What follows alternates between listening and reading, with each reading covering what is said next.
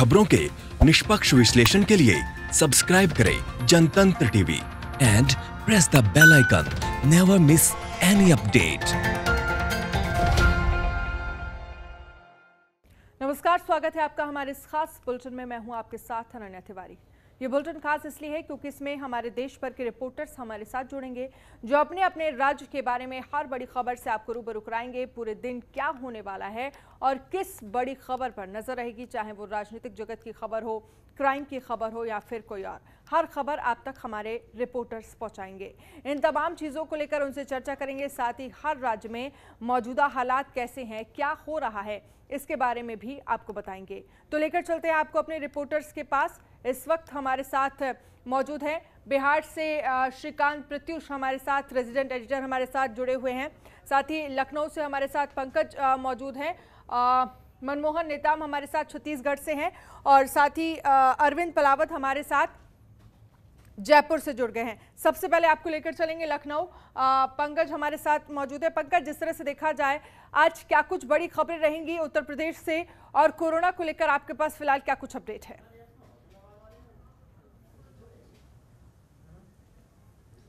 देखिए, जहां तक कोरोना के अपडेट को लेकर के है, अब तक उत्तर प्रदेश में 8300 से ज़्यादा केस यानी 8000 का जो आंकड़ा था वो उत्तर प्रदेश क्रॉस कर चुका है। और कल भी लखनऊ सहित उत्तर प्रदेश में 200 केस कोरोना पॉजिटिव के संक्रमण को लेकर के आए। सबसे बड़ी चिंता की बात यह है कि जो जीआरपीएफ ड्यूटी कर रहे थे उसमें अब तक के लखनऊ में 29 कोरोना के जो संक्रमित जो मरीज हैं, खास करके जीआरपीएफ के सिपाही निकले हैं जिनको फिलहाल आइसोलेट किया गया है। और जो जीआरपीएफ मुख्यालय था उसको भी 24 घंटे के लिए सैनिटाइज के लिए फिलहाल मुख्यालय बंद कर दिया गया है। ज़रूरत पड़ने पे फ़ोन के द्वारा और ज़रूरत पड़ने पे तो उनको बुलाया जा सकता है। कल भी 9 जीआरपीएफ के जो सिपाही थे वो कोरोना पॉजिटिव निकले। इसको देखते हुए एहतियात के तौर पर कदम उठाए गए हैं।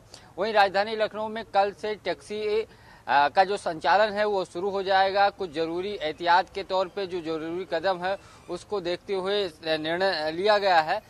इसके अलावा और उनको सैनिटाइज पहले किया जाएगा, यानी आज सभी टैक्सियों को सैनिटाइज किया जाएगा। उसके बाद अगले 24 घंटे में एक बार टैक्सियों को सैनिटाइज करना होगा। मुख्यमंत्री चूंकि निराश्रित जो गरीब हैं, जिनके पास राशन कार्ड नहीं है या जो जिनकी आर्थिक स्थिति या जिनके घर नहीं है, उनको भी आर्थिक मदद का ऐलान किया है। 1000 रुपये उनके खाते में डालने की बात की है और तत्काल उनके राशन कार्ड भी बनवाने के लिए संबंधित अधिकारियों को निर्देशित किया गया है। तीसरी, उत्तर प्रदेश में फिल्म को बढ़ावा देने के लिए उत्तर प्रदेश में फिल्म सिटी बनाने के लिए कल एक प्रेजेंटेशन मुख्यमंत्री के सामने पेश किया गया है। जल्द ही कैबिनेट में ला करके इसको नया प्रारूप दिया जाएगा और उत्तर प्रदेश में फिल्म सिटी का निर्माण उत्तर प्रदेश की जो योगी सरकार है वो कराने पे विचार कर रही है कि जो हब मुंबई में है वो उत्तर प्रदेश में होना चाहिए, क्योंकि कई सारे जो फिल्म स्टार हैं उत्तर प्रदेश से ताल्लुक़ रखते हैं और ऐसी प्रतिभाएँ भी हैं उत्तर प्रदेश में जो आगे बढ़ करके चाहे वो फिल्मी दुनिया में हो या अन्य चीज़ों में लगातार आगे बढ़ रहे। तो ये कदम उत्तर प्रदेश सरकार उठाने जा रही है जो रोजगार के दृष्टि के साथ साथ कई अन्य चीज़ों को बढ़ावा देगी। दूसरी तरफ मुख्यमंत्री अभी थोड़ी देर के बाद मुख्यमंत्री आवास पे अपने टीम 11 के साथ जो कमेटियों की 11 कमेटी के अध्यक्ष हैं उनके साथ बैठक कर रहे हैं। पूरे उत्तर प्रदेश की हालात का जायजा लेंगे। कल से उत्तर प्रदेश में बसों का संचालन शुरू हो गया है, उसकी भी रिपोर्ट लेंगे कि ऐसे तो कोई केस नहीं आया है जो बसों में यात्रा के दौरान ड्राइवर या कंडक्टर कोरोना से संबंधित कोई मरीज आया हो। इसके अलावा और बड़े स्तर पर शुरू करने पे विचार कर रही है, लेकिन परिवहन के सामने एक दिक्कत ये सबसे बड़ी खड़ी है कि जो लोग थे जो आने जाने वाले थे वो अपने घर पहुंच गए हैं। घरों से अभी शहर की तरफ उनका आना शुरू नहीं हुआ है। लखनऊ या जो बड़े शहरों में है वहाँ लोग चूँकि जो जिलों में जाने वाले थे उनकी संख्या बहुत कम है। ऐसे में जो परिवहन निगम की जो बसें चल रही हैं उसमें बहुत कम ही यात्री जा रहे हैं। हालांकि सोशल डिस्टेंसिंग के तौर पे वैसे ही कम बसों में बैठाना था यात्रियों को, लेकिन उतने भी यात्री परिवहन विभाग को की जो बसें हैं नहीं मिल पा रहे हैं, जिससे उसको आर्थिक नुकसान हो रहा है। तो इन सब चीज़ों को लेकर के इसके अलावा उत्तर प्रदेश में रोजगार कैसे दिया जाए उसको लेकर के लगातार कदम उठाए जा रहे हैं। जो मजदूर वापस आ रहे हैं उनको घर पे ही कैसे, उनके गांव पे, उनके ज़िले में कैसे रोजगार दिया जाए, इन सब मुद्दों को लेकर के अभी मुख्यमंत्री थोड़ी देर के बाद टीम 11 के साथ जो उनकी कमेटियां हैं अलग अलग विभागों की, चाहे वो रोजगार से हो, खाद्य की हो, स्वास्थ्य की हो या ऐसे 11 कमेटियां हैं, उनके अध्यक्षों के साथ अभी मुख्यमंत्री थोड़ी देर के बाद बैठक करेंगे, जिसमें वर्तमान हालात जो 24 घंटा बीता है और आने वाले 24 घंटे में उत्तर प्रदेश सरकार और कैसे कदम उठाए, जिसको देखते हुए कोरोना संक्रमण को रोका जा सके। साथ साथ मौसम, आज भी मौसम वैज्ञानिकों ने उत्तर प्रदेश के कई जिलों को अलर्ट पे रखा है, आंधी पानी आने की संभावना जताई है। इसको देखते हुए संबंधित जिलों को भी एडवाइजरी भेजी गई है। जी चलिए, आप लगातार नज़र बनाए रखिए। और भी तमाम रिपोर्टर्स हैं, उनके पास हम जाएंगे और जानेंगे कि वहाँ के राज्य से जुड़ी क्या कुछ बड़ी खबरें हैं। मनमोहन नेताम के पास आपको लेकर चलूंगी, जो छत्तीसगढ़ में मौजूद हैं। मनमोहन, छत्तीसगढ़ की बात करें तो आज क्या कुछ बड़ी खबरें रहेंगी और किस बड़ी खबर पर आपकी नजर रहेगी? कोरोना को लेकर आपके पास क्या कुछ अपडेट है?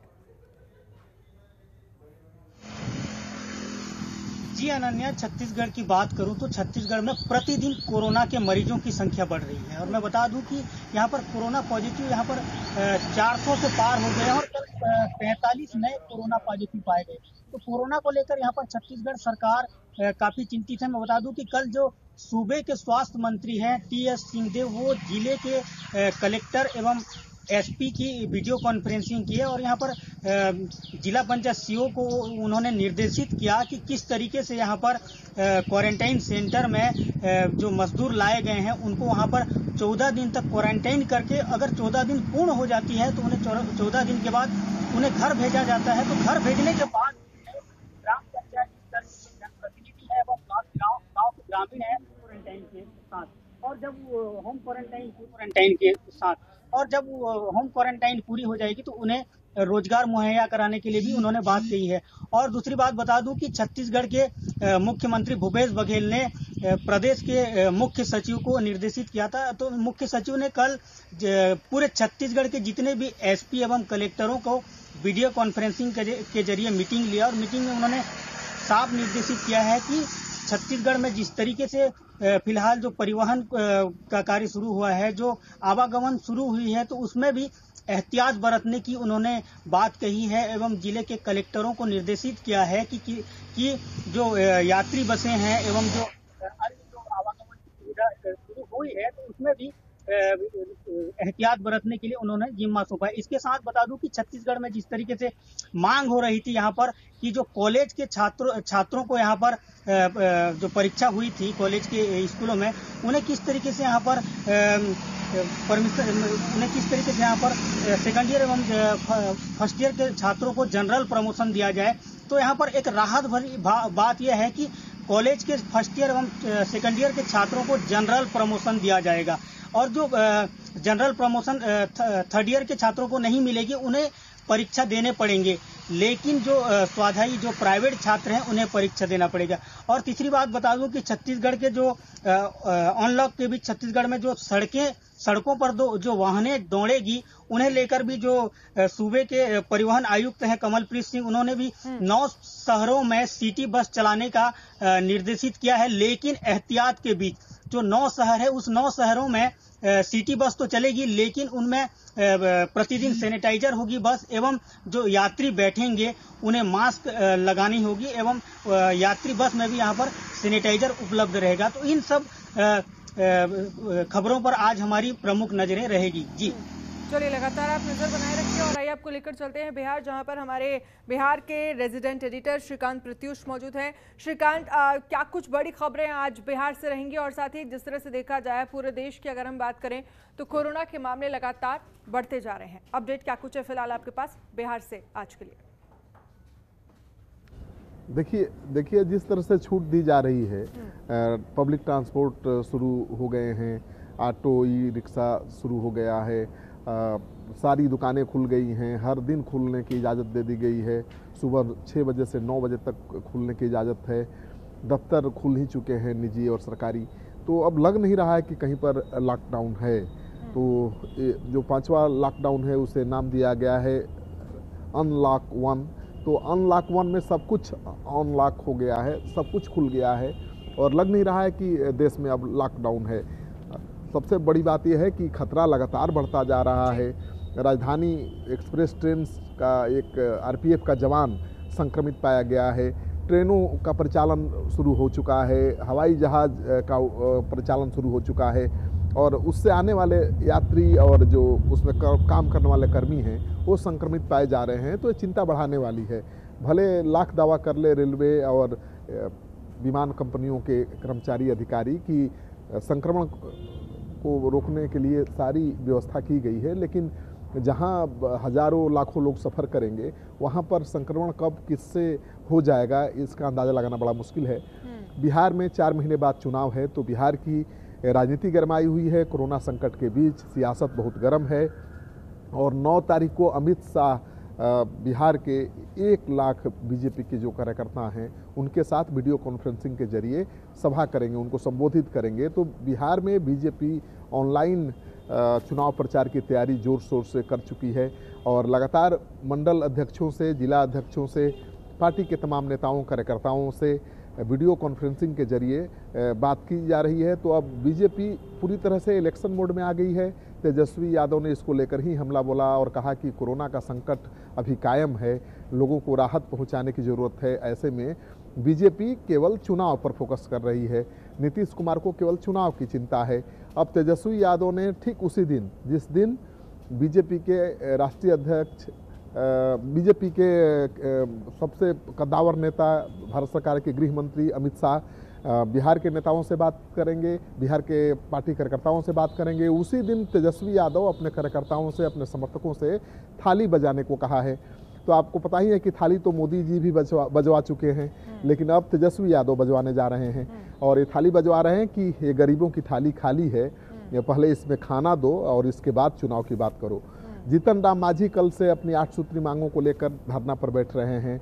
उपेंद्र कुशवाहा लगातार प्रवासी मजदूरों की समस्या को लेकर, किसानों की समस्या को लेकर धरना देते रहे हैं और प्रदर्शन करते रहे हैं। मुख्यमंत्री नीतीश कुमार के पुतले जलाते रहे हैं और केंद्र सरकार को निशाने पर लेते रहे हैं। तो बिहार की राजनीति में भूचाल आया हुआ है, ये चुनाव की वजह से है और मानकर सभी पार्टियां चल रही हैं कि चुनाव नियत समय पर ही होगा। अक्टूबर के आखिरी सप्ताह में शुरू होगा, नवंबर के पहले या दूसरे सप्ताह तक खत्म हो जाएगा। लेकिन इस बार चुनाव कैसे होगा ये सबसे बड़ी बात है, क्योंकि कोरोना के संकट के बीच, संक्रमण के संकट के बीच अगर ये चुनाव हो जाता है तो पूरे देश के लिए मुझे लगता है कि एक मिसाल बनेगा। बिल्कुल जी बिल्कुल, लगातार आप नजर बनाए रखिए, आगे भी आपसे अपडेट लेंगे। लेकर चलते हैं आपको जयपुर, जहां पर अरविंद पलावत हमारे साथ मौजूद है। अरविंद, जयपुर से क्या कुछ बड़ी खबरें रहने वाली हैं? राजस्थान में भी लगातार कोरोना पॉजिटिव मरीजों की संख्या बढ़ रही है, आपके पास फिलहाल क्या कुछ अपडेट है? बिल्कुल, देखिए राजस्थान की बड़ी खबरों की बात की जाए तो कल राज्यसभा चुनाव का जो ऐलान है तारीख का वो हो चुका है। 19 जून को राज्यसभा के चुनाव होंगे और इसमें राजस्थान की 3 सीटें हैं, 3 सीटें राज्यसभा चुनाव की खाली हो रही हैं और उस पर यहाँ पर चुनाव होना है।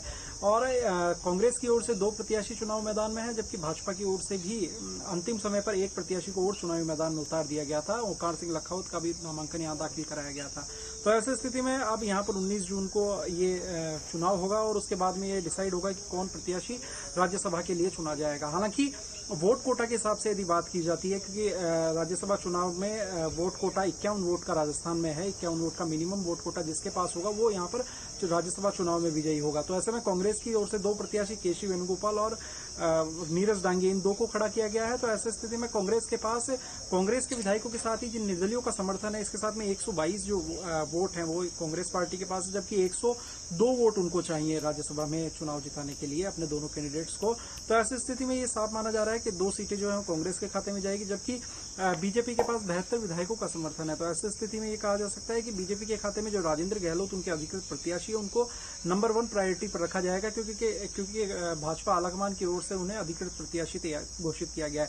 वहीं भारतीय जनता पार्टी से जोड़तोड़ में लगी रहेगी, क्योंकि नीरज डांगी जो हैं उनके नाम पर कहीं न कहीं एक संशय बरकरार था। उनके नाम पर कुछ जो कांग्रेसी विधायक है वो उनके नाम पर खुश नहीं है। ऐसी स्थिति में भारतीय जनता पार्टी इस जोड़तोड़ में रहेगी कि जो ओंकार सिंह लखावत है उनको भी कुछ मत यहाँ पर मिले और ज्यादा से ज्यादा मत उन्हें मिले। हालांकि जीतने की स्थिति यहाँ पर स्पष्ट दिखाई नहीं देती, क्योंकि देखिए कांग्रेस आलाकमान का जो फैसला है और उन्होंने दोनों अधिकृत प्रत्याशी को यहाँ पे उतारा है। ऐसी स्थिति में बड़ी चीज यहाँ पर लगती नहीं है कि ज्यादा कोई वोट जो है भारतीय जनता पार्टी यहाँ पर तोड़ पाएंगी। लेकिन चूंकि मामले को इन्होंने रोचक बना दिया है, चुनाव को इन्होंने रोचक बना दिया है, ओंकार सिंह लखावत को चुनाव मैदान में उतार कर। ओंकार सिंह लखावत पूर्व में राज्यसभा सांसद रह चुके हैं, साथ ही पिछली भाजपा की जो सरकार थी उसके अंदर प्रोन्नति बोर्ड जो है, राजस्थान संरक्षण बोर्ड, धरोहर संरक्षण बोर्ड, उसके भी चेयरमैन रह चुके हैं। तो ऐसी स्थिति में एक कद्दावर नेता भारतीय जनता पार्टी के माने जाते हैं। तो वहीं यदि बात करें दूसरी बड़ी खबर की, तो विष्णुदीप बिश्नोई जो राजगढ़ में सीआई थे और उन्होंने सुसाइड कर लिया था, उस मामले में लगातार राजनीति तेज हो रही है।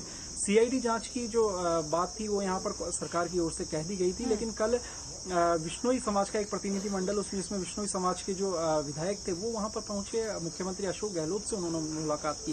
और देखिए, मुख्यमंत्री अशोक गहलोत बड़े दिनों बाद इतनी बड़ी संख्या में जो लोगों से, करीब 20 से 22 जो सदस्य थे, उस प्रतिनिधि मंडल से उन्होंने वार्ता की। और उसके बाद में शाम को डीजीपी समय की कमी है हमारे पास। बहुत बहुत शुक्रिया बातचीत करने के लिए।